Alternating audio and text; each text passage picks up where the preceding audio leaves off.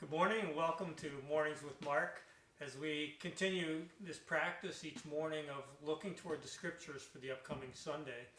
This upcoming Sunday, as I've mentioned before, is what we call Palm and Passion Sunday, the day we celebrate Jesus' triumphal entry into Jerusalem, but then turn our hearts, our minds toward the passion of Jesus during Holy Week as he journeys toward the cross. So one of the scriptures for this coming Sunday is from Matthew chapter 26 and chapter 27, the story of Jesus' betrayal and crucifixion. These will be passages that we'll look at more fully next week, of course. But even this week and this Sunday, as we look at it, we begin to turn our attention to that, which is a part of what we do in Lent as we look toward where we're headed, toward the cross, and of course through the cross to Easter. One of the shorter readings for this coming Sunday, for Passion Sunday, is Matthew 27, beginning in verse 11. And I'll just read the first few verses that have really caught my attention as I've been meditating on today. Now Jesus stood before the governor, and the governor asked him, "Are you the king of the Jews?" Jesus said, "You say so."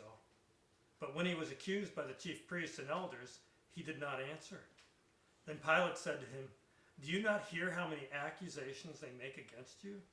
But he gave him no answer, not even to a single charge, so that the governor was greatly amazed.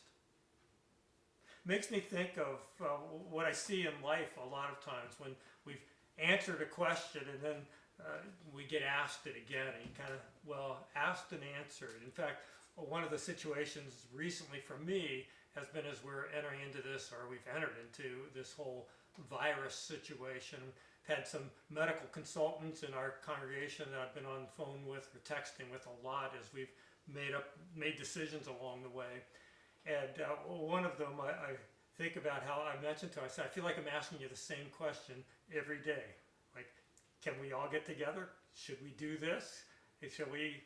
And the answer again and again is, look, asked and answered.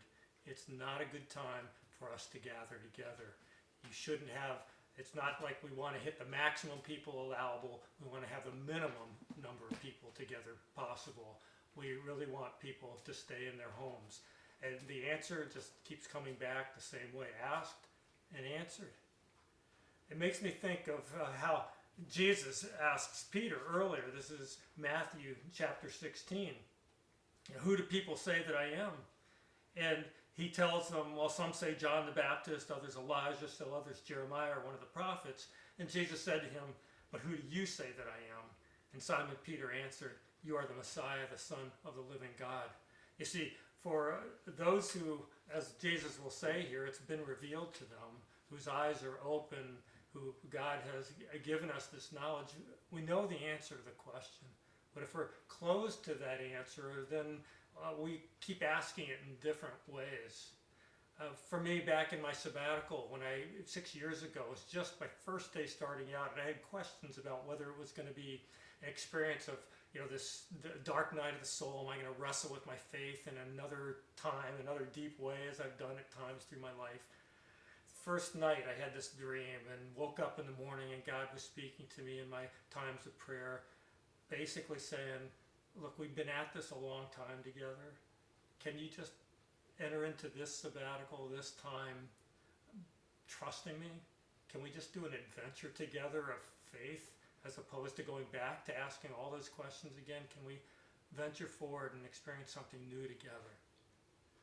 As we enter into this time that none of us have been through before, the key question that we need to be asking, we need to know we've answered is, who is Jesus Christ? Do we believe in God? If we can say yes to that, if we've said yes to that in the past, it's time for us to say yes to that again and to live into that truth, that faith that we have in God in this new time, this new experience, and the new challenges we're facing. As we head into Holy Week toward Easter, we are reminded of this faith that we have acknowledged that God has overcome even death itself. And so we'll trust him as we venture into this valley of Holy Week and the challenges of this time together. This question's been asked and answered for many of us. May we keep affirming that answer, that Jesus is Lord, and we can trust him. Would you pray with me? God, we do thank you that you have opened our eyes to your reality.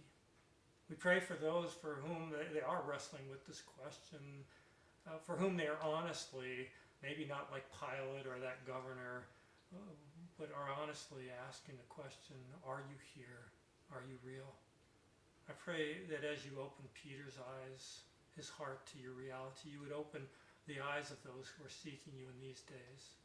And God, for those of us who have put our faith and our hope in you, may we venture forward with confidence in that faith, in that hope in you. We pray with thanks in Jesus' name. Amen. God's peace and blessing.